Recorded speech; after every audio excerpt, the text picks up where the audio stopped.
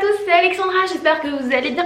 Aujourd'hui on se retrouve dans une nouvelle vidéo après presque un an d'absence. On m'a dit bien tard, bravo, bravo.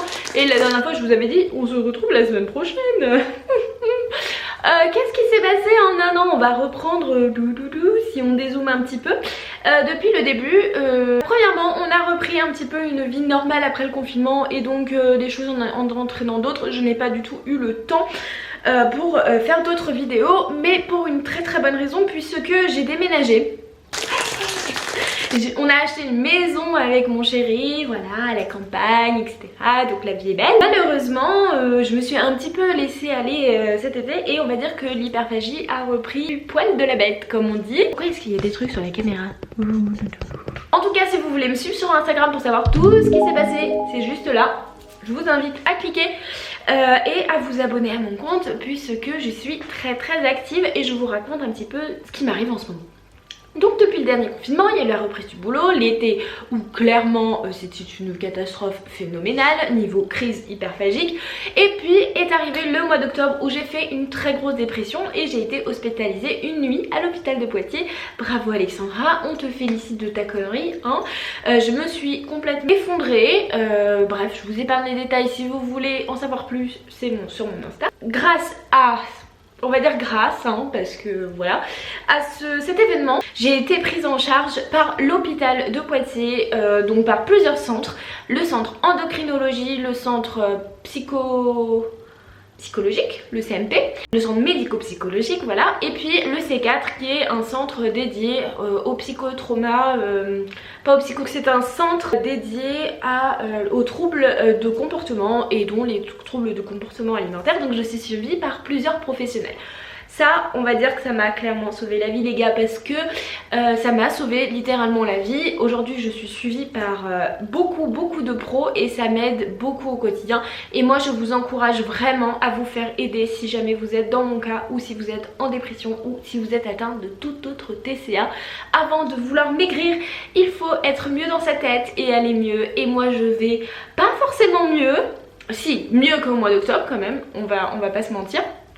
Mais j'apprends à aller mieux, j'apprends à vivre avec mon mal, j'apprends à l'appréhender, j'apprends à manger mieux aussi, pas au niveau de ce que je mange parce que je sais très bien ce qui est bon et ce qui n'est pas bon, mais plutôt à la façon dont je mange, à la façon dont je me comporte face à la nourriture et à moins appréhender les crises, on va dire.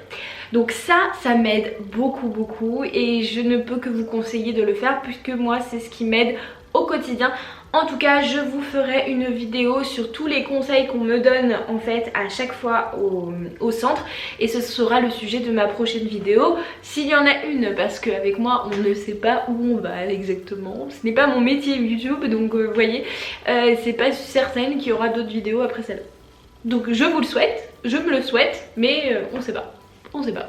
En tout cas, tous ces événements ont fait qu'aujourd'hui je suis suivie et je vais légèrement mieux. J'ai perdu du poids, j'avais repris, j'étais remontée à 96 kg après le premier confinement, alors que j'allais très bien. En fait les crises ont repris de plus belle et pire qu'avant. Si c'était possible, et ben ça l'est. Et bien j'ai moi par contre repris donc beaucoup de poids, et là j'ai reperdu, donc je suis à moins de 90 kg et je ne les ai pas repris. Enfin à 1 kg près qui fait yo-yo.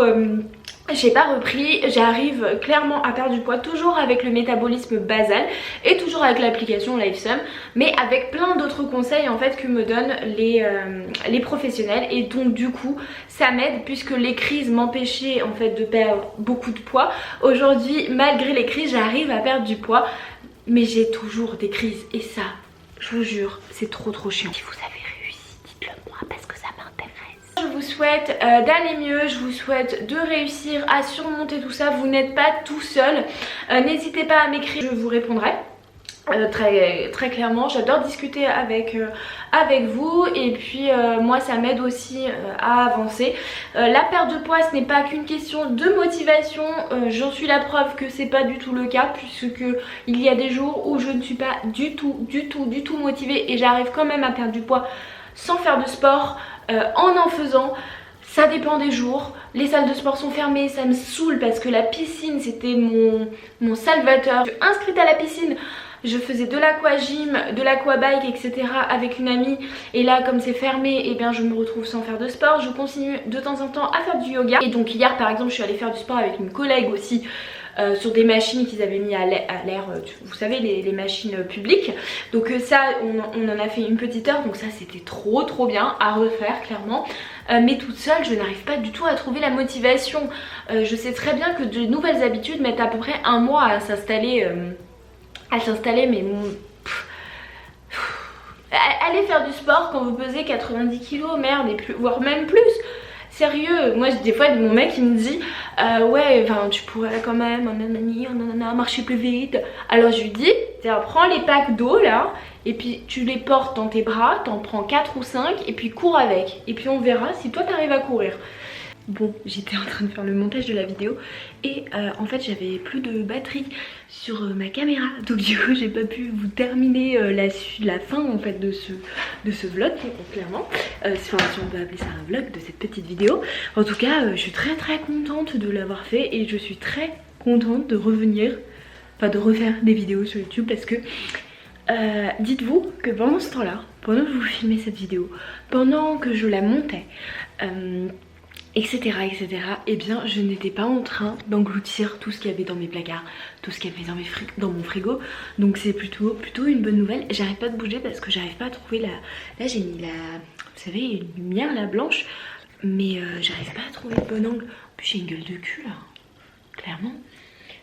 En fait si vous voulez, mon chéri est rentré tout à l'heure avec les courses. Donc du coup je me suis dit je vais pas la filmer tout de suite, je vais attendre un peu et je vais commencer à monter la première partie de la vidéo. Sauf que j'ai perdu la main en fait. Voilà, donc en perdant la main, du coup ça me prend un peu plus de temps. Et après j'ai profité un peu de mon copain et puis voilà. En tout cas j'espère vraiment tenir le rythme d'une vidéo par semaine parce que ça me ferait très plaisir de faire ça. Je me sens bien quand je filme, je me sens moi-même, j'arrive à être moi-même et à parler à une communauté et je me sens un peu moins seule. Donc du coup j'espère que cette vidéo vous aura plu. En tout cas c'est juste une petite mise en bouche pour la semaine prochaine, pour mon comeback, si on peut appeler ça comme ça. C'est vraiment, la fille elle s'y croit quoi, mon comeback. Mais en tout cas voilà, j'ai passé un an sans savoir vraiment qui j'étais, sans savoir ce qui allait m'arriver parce que vraiment je ne savais pas ce qui allait m'arriver. Mais aujourd'hui je vais mieux, enfin j'essaye du moins. Et sachez que vous n'êtes pas tout seul dans ce genre de situation.